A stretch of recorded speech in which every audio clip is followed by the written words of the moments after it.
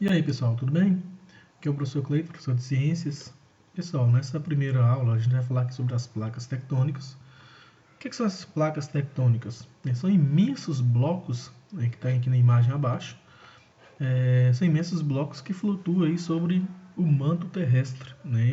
Uma parte líquida do nosso manto.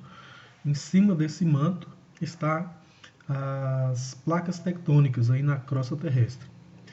A Terra, pessoal, ao longo de seus milhões de anos, tem sofrendo transformações, na organização de suas placas graças à deriva continental, que é o movimento das placas tectônicas, né, pelas quais o planeta passou desde sua formação, né, desde o início.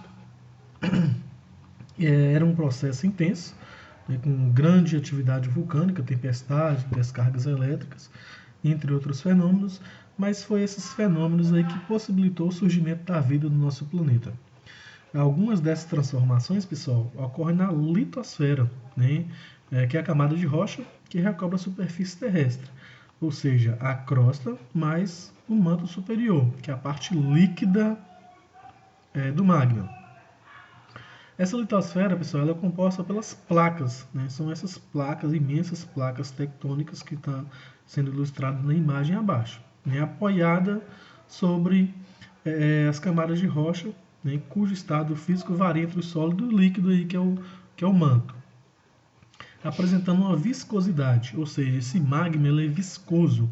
Mesmo com a alta viscosidade, ele está no estado líquido, né, e alta temperatura. Graças a essa alta temperatura, esse magma produz pequenas ondas, né, como se fosse um canecão com água fervendo para fazer café. Né, aquela fervura da água provoca pequenas ondas, né, e no magma é algo parecido. As altas temperaturas vão provocar o movimento do magma, que vai fazer o movimento das placas tectônicas, provocando esses movimentos aí.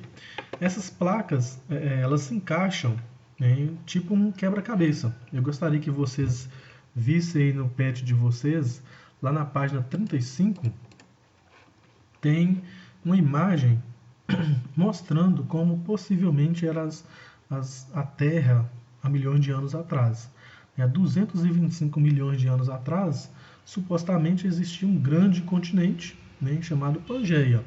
Ao longo dos milhões de anos, devido ao afastamento das placas tectônicas, nós temos o continente do jeito que ele é hoje, né, o planeta Terra do jeito que ele é hoje, com seus vários continentes.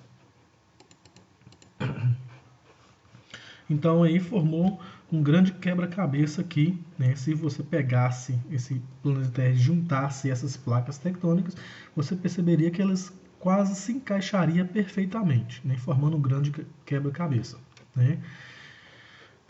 Essas placas recebem o nome de placas litosféricas, mas nós vamos utilizar mais esse termo aqui, ó, placas tectônicas, tranquilo?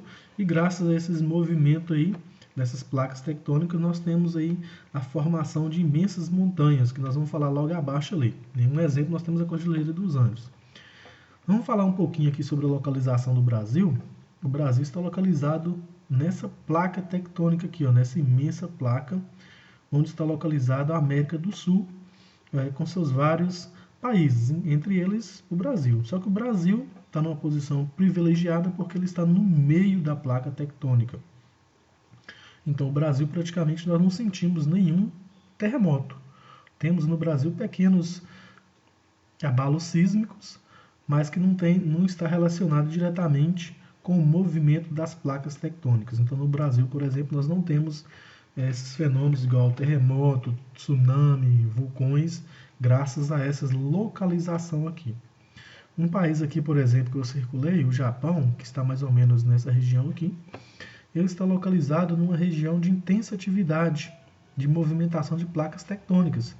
Aqui nós temos a placa eurasiática, a indo-australiana, a placa do Pacífico. Então essa região tem grande movimentação de placas tectônicas.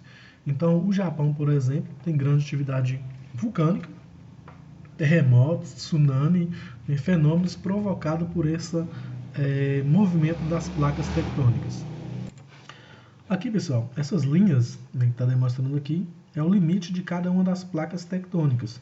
E a setinha, como mostrado na legenda aqui, indica se essas placas tectônicas, nesse caso aqui, por exemplo, se ela está afastando ou se aproximando. Essa setinha indica para cá e essa para cá. Ou seja, essa placa tectônica, essas duas placas estão se afastando. Então, essas placas elas podem fazer 3 movimentos de colisão, ou seja, quando elas se chocam entre si. Um exemplo aqui, ó, essas placas aqui estão se chocando, né? E nesse caso aqui, quando elas se chocam, elas podem provocar grandes montanhas, o surgimento de grandes montanhas, igual a Cordilheira dos Andes, em que atualmente ela ainda cresce centímetros por ano, graças ao encostamento, à aproximação dessas placas tectônicas. Elas também podem se afastar, né? Como aqui, por exemplo, ela pode se afastar. Uma vai para lá, outra vai para cá. Né? Também chamada de movimento divergente. Elas estão divergindo para caminhos diferentes. Ou também elas podem fazer o movimento de deslizamento lateral. Um exemplo para vocês aqui é esse aqui, ó. E nós temos aqui a placa norte-americana e a placa de Cocos, né? Uma vai para um sentido e a outra deslizando para outro sentido. Né? São esses 3 movimentos possíveis que as placas tectônicas realizam. Né? E graças a esses movimentos pode surgir fenômenos, né? Como destacado aí para vocês no texto: imensas montanhas, vulcões, tsunami, né? Aconteceu um recente, se eu não estiver enganado, em 2012, provocou um desastre muito grande, terremotos e maremotos. São alguns dos fenômenos causados pela movimentação das placas tectônicas. Então, pessoal, isso aí é um breve resumo, né, sobre a nossa matéria sobre placas tectônicas. A matéria completa vocês vão assistir na videoaula da Rede Minas, que vai ser passada toda quinta-feira. Vou estar disponibilizado no grupo o link. Então, bons estudos. Se você precisar, pausa o vídeo, e vai pausando o vídeo e fazendo as atividades, que vai ajudar bastante. Então, um grande abraço e boas atividades.